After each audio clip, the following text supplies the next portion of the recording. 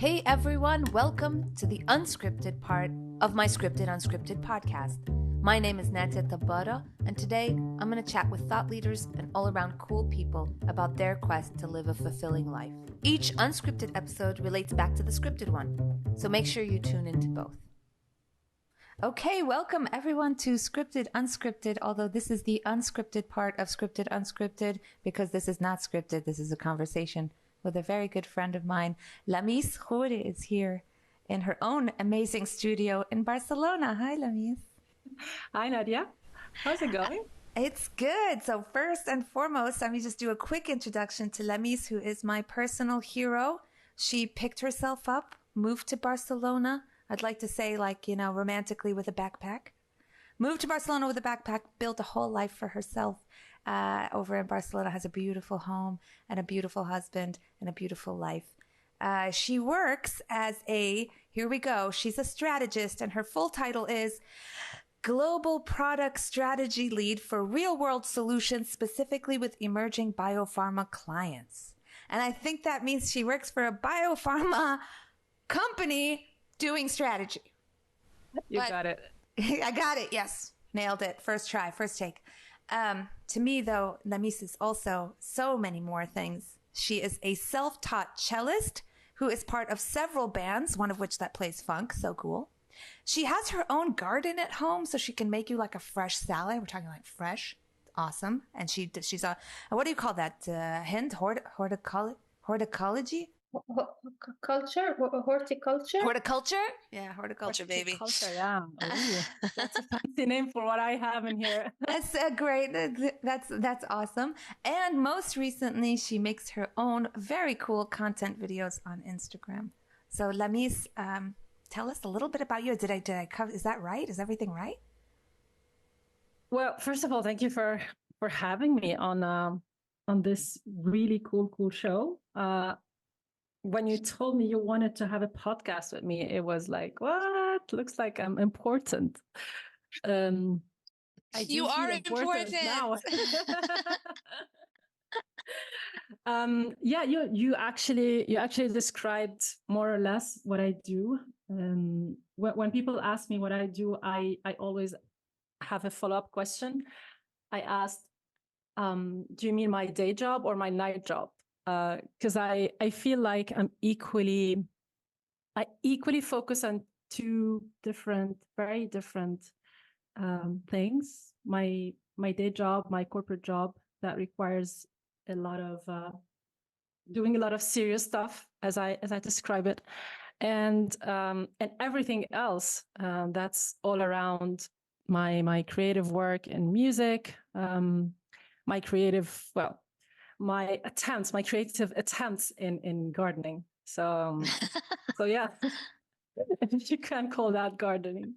It's a big word for I only have a terrace, and I try to plant stuff. I fail. You do know that I say that I play the ukulele. I mean, what I do is attempt to have fun while playing the ukulele. Okay, it sounds great. So I have a few questions for you.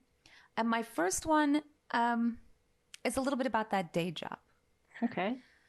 So I always talk about this, actually. I always talk about how I believe everyone is creative, and I believe in the creativity of everybody, even if they work, in global product strategy lead for real world solutions, specifically with emerging biopharma clients.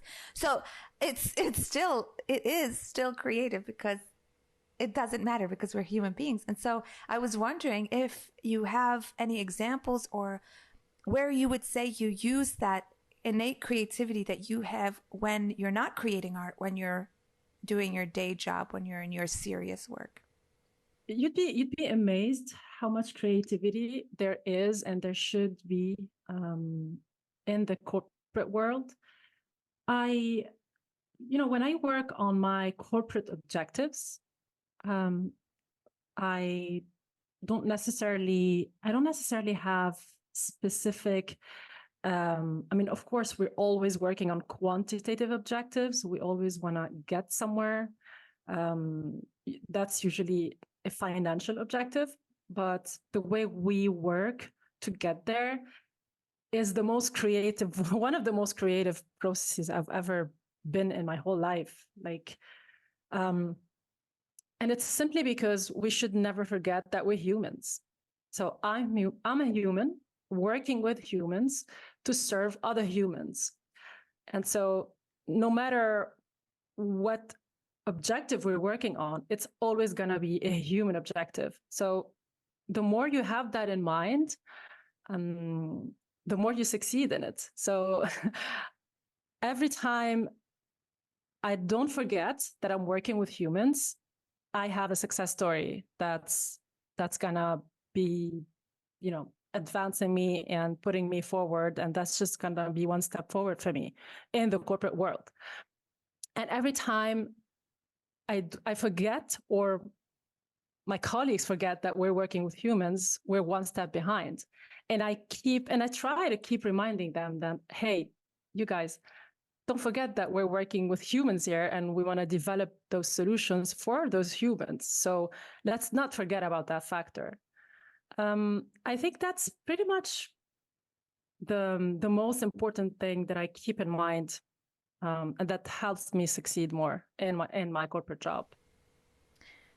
That's so interesting, because we were talking about how creativity and being creative is such a human trait. And so you're even remembering that when you're working in something so corporate. Is there and I don't want to put you on the spot, so you don't have to answer this, but is there something specific that you feel like, and if you think of something off the top of your head, but as you started to excel in the cello or got better at gardening, or somehow as you were creating these content videos, was there something from those skills that transferred into the corporate world? I mean, I know you're not making cool content videos for, big biopharma, but that would be too, that literal. But was there something from the process of creating this stuff that actually helped you in the corporate world? Absolutely. Yeah. I would actually mention two things.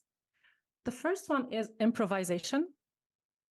I think improvisation is way undervalued and way underworked in general for us creative people, or just people in general. I think we should be focusing more on our improvisation skills.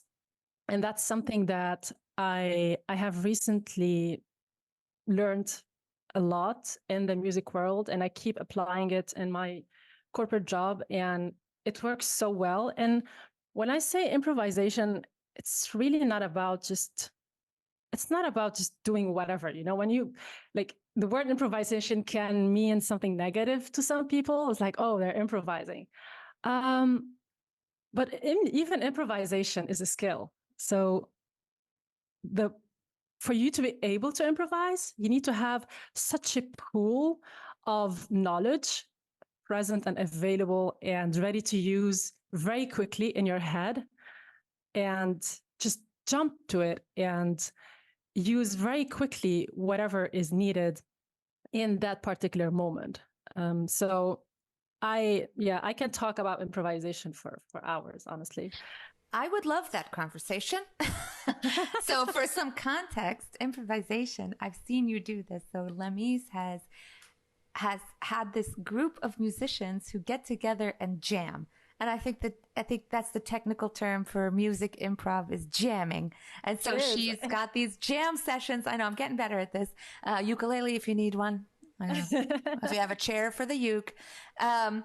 So they get together and they just play whatever comes to their mind. And I've seen some of these videos, and I've seen you guys grow in your jam sessions. So you always looked like you were having fun, but pretty soon even your jamming their improvisations got to be more cohesive, which was such a cool thing to see. So I really like that. So you found that in the corporate world, your skills in improvising musically has helped you improvise corporately. Yes, because when you're, I mean, especially in the corporate world and where I am right now in my career, there's a lot of, sometimes you go through a lot of stressful moments where you have to talk to people who are way above you in the corporate ladder. And these people need answers, very quick answers to very complicated questions. And obviously, you never always have the answer to that question. And so sometimes you really need to use that knowledge that you have to come up with the best answer possible. That doesn't sound too crazy. So I found that very useful, actually, because now I do it in a much less stressful way. Like I'm less stressed when I am, facing this kind of scenarios, and I'm more satisfied by what I say, even if it's not the best thing that I could have said. But I'm more satisfied, and so I feel more confident about it. And it's at the end of the day, it's a cycle. So you feel more confident. You're not scared of saying it. And when you say it with confidence, even if it's not the best thing to say, you are credible. You are, and even if it's not what the person is looking for, this confidence will allow them to ask a follow-up question.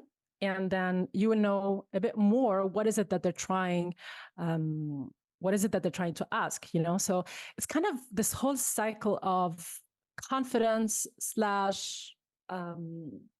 getting to where you want to be and with the least stress possible. I think that's what matters the most to me at this point in my career, is being able to answer those questions in the least stressful way, because then I can do more sustainable things. I can get further.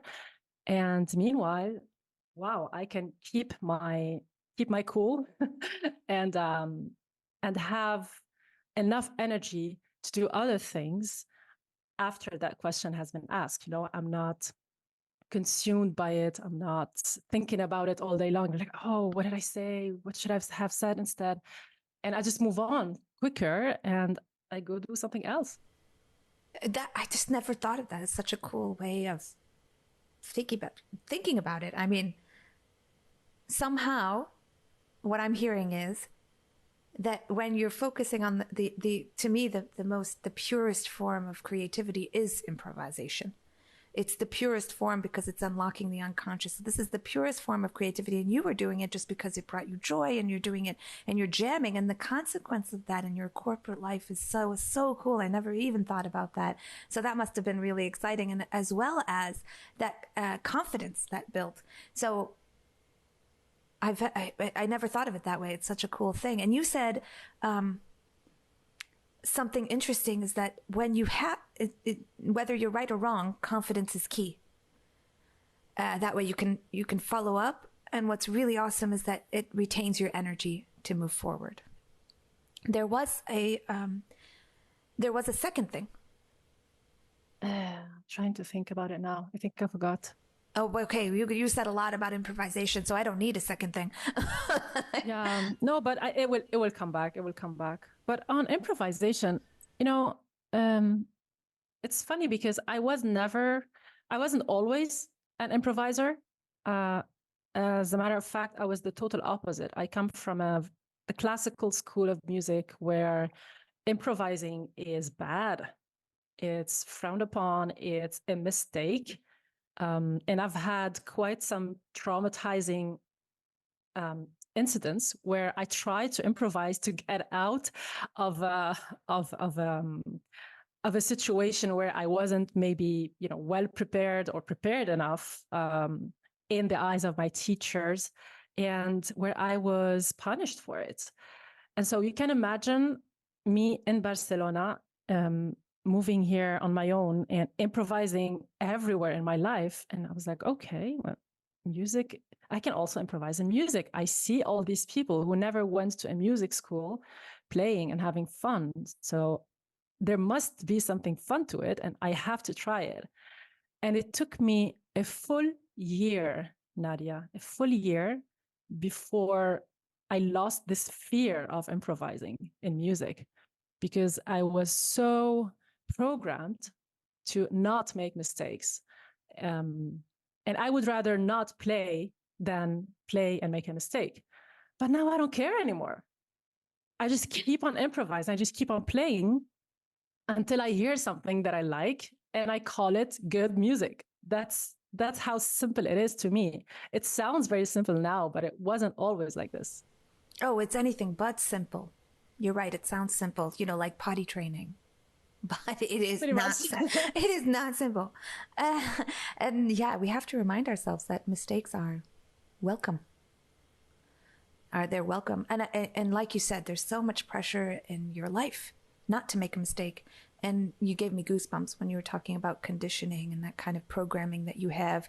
It comes from traditional education systems, and it also comes from the corporate world. It comes from all of that. And it's the idea of being okay with making mistakes, of improvising, of being an improviser, and not improvising because you're underprepared.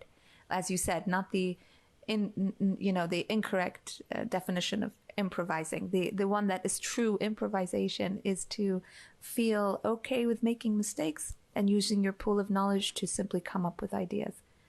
Exactly. Yeah. Yeah. And you do need to prepare it equally, like, again, improvisation is having so much information that you feel free to use any of it very quickly. I think that is the misconception. Yes, the misconception is you don't have to do anything, that you're lazy, so you improvise, and that's not the opposite. fact. Yeah, it's the same in the writing world. We call that brainstorming. Just come up with idea, brainstorming. Let it all go. Yeah. That this is such an interesting discussion. I'm going to move away a little bit from the corporate world, but. Okay, and no, maybe I'm not. Let me preface this in a different way. So here's Lamis, amazing woman, has this amazing life, and then she ups and leaves that amazing life to go to Barcelona. And she works in a very corporate job. And so my question is, you could have just done that. You could have just gone to your corporate job, come home, go out to dinner. It's Barcelona, for guy, walk around. And so I was like so curious to know what made you start, because I remember the day you picked up the cello. I remember seeing this, like, and I said to Ellis, I said to my husband, I was like, Lamis plays the cello? And I remember saying that, did she play the cello? And he's like, I think so. She used to, or I don't know what it was, but I was like, huh. And then I just kind of forgot about it. So I wanted to know, how did that happen? How did you pick up the cello? What happened?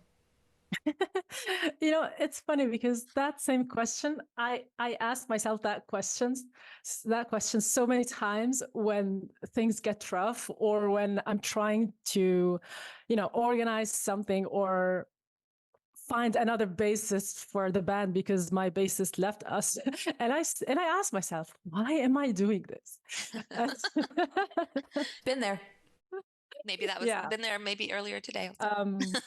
So yeah, it's not always, like this super efficient Lamis who knows what she's doing all the freaking time. No, that's not it at all. But for the cello, when I moved to Barcelona, I remember buying myself a piano, because originally I'm a pianist. This is what I studied in music school. So I bought myself a piano and I said, okay, I'm going to start, playing on my own. So I got myself all my the old stuff that I used to play, basically. And by that time, I wasn't improvising at all. I didn't know any other musicians. I actually never played with other musicians. It was always myself, the piano. Oh my goodness, that's so hard to believe. Now that you're, know, right? I know that. Okay, now that I know you and I know the bands and I know your jam sessions, that is funny. Okay, so keep going. And so yes, I started playing by my own, and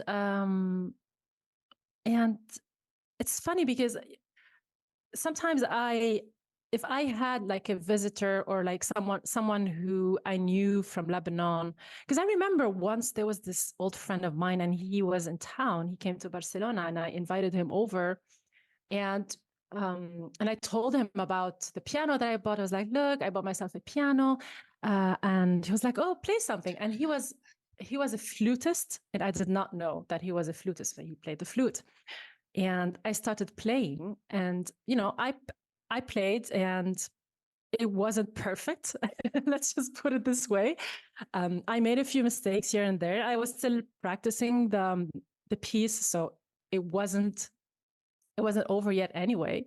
And when I finished, he started criticizing my playing. He started saying, you know, oh no, I did not see that coming. Oh no. I know. No. He started, he had all these comments on the way I played, my rhythm that wasn't top. My, he had a few comments on my musical performance. And I was like, yeah, but first of all, it's not done yet. And I'm just showing you what I have done so far. Like, be kind. And I did not know that he was if I had known that he was a flute player, honestly, I think I wouldn't have played right. that piece to him.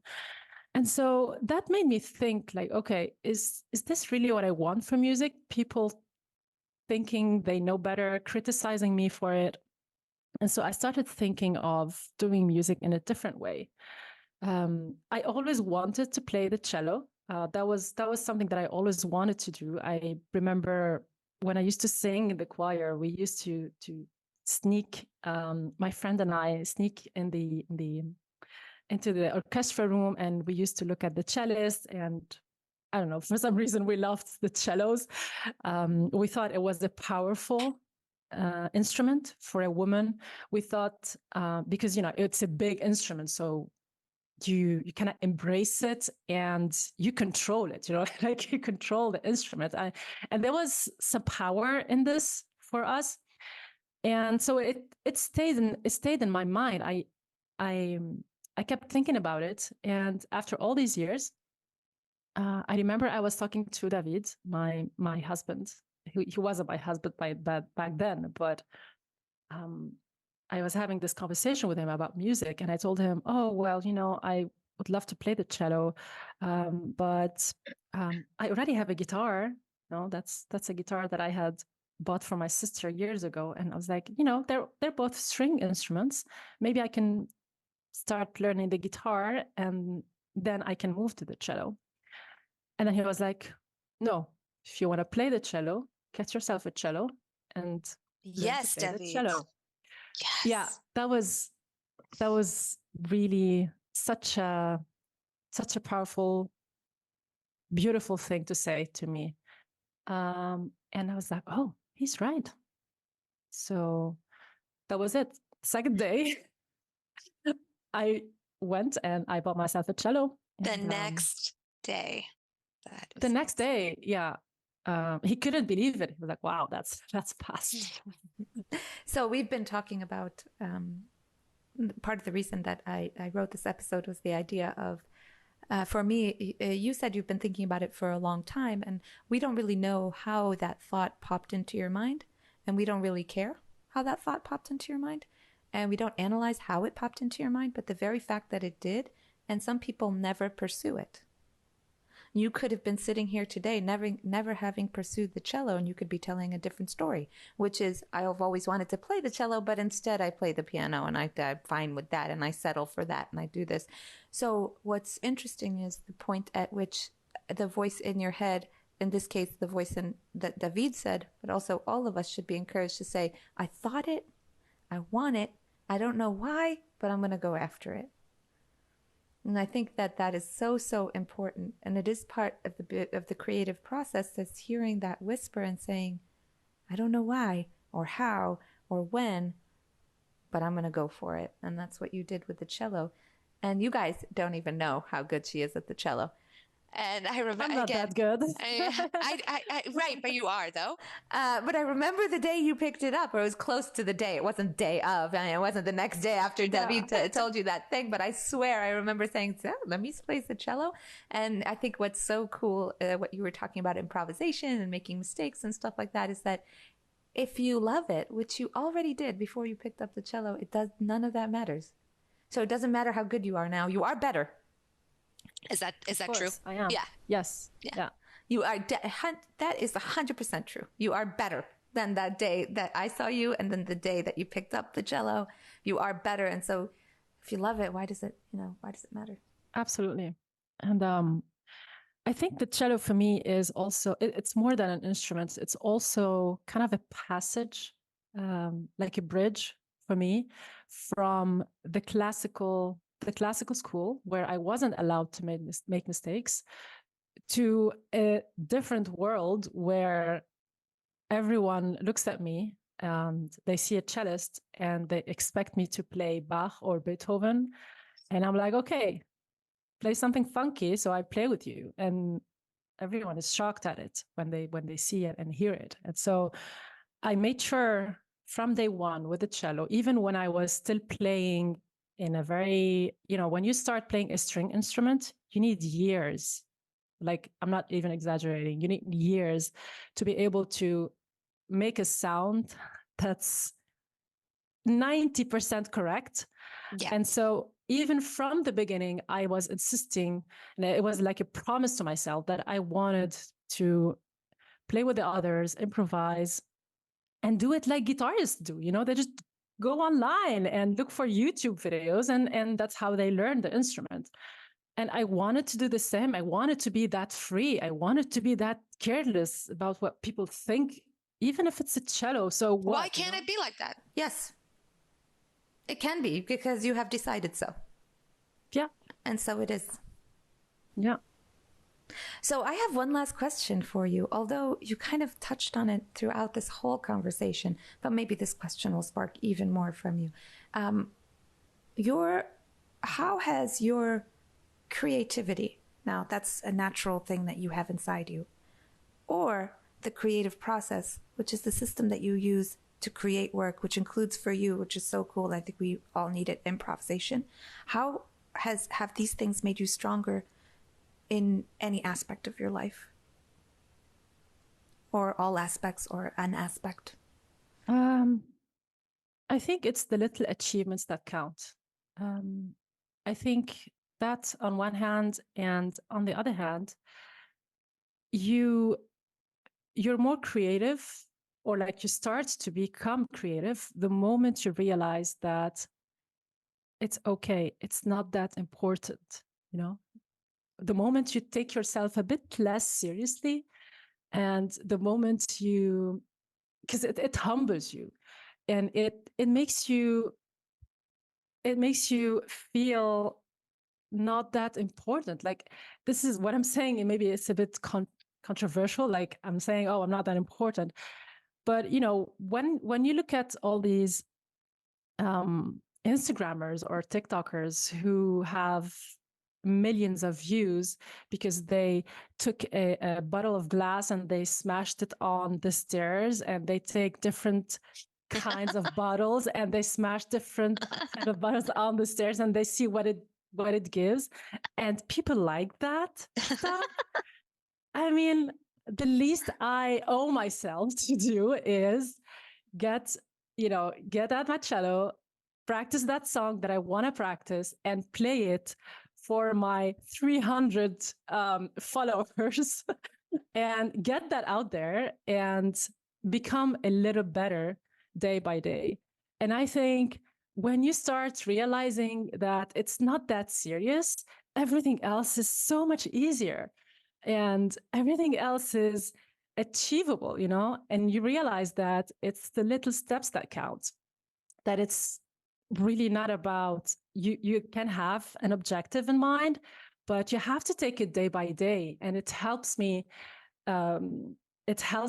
divide those objectives into small little joys and enjoy them. Meanwhile, I'm not frustrated. I don't get frustrated anymore about something because it's a big objective and I don't know if I can achieve it, because I realize now that, there are so many ways I can enjoy this and have fun with it. Oh, that's so true. So I garnered that your strength in life is joy. It is. Yeah. That is big. That's like a superpower right there, the ability to find joy, because you're doing what you want, and you just there's a lot of pressure on being, in everything, and from your corporate job to your cello playing, not to make mistakes. And as you said, the strength comes from letting that go, not being so serious about it. In my own life, the way I put that is not how I taught myself how to play the ukulele. It's how I taught myself to be okay with being bad at the ukulele. Nice, because yeah. because I am, and I'm good, and I'm also terrible, and I'm not great, and I'm also great. So I'm all those things, but I am, it brings me a lot of joy. And so, like you said, it's like, so what? What is going to happen? The most that could happen is that I become better, and then I have joy. So thanks for that reminder. This was such an awesome talk, Lamis. Thank you so much for coming today.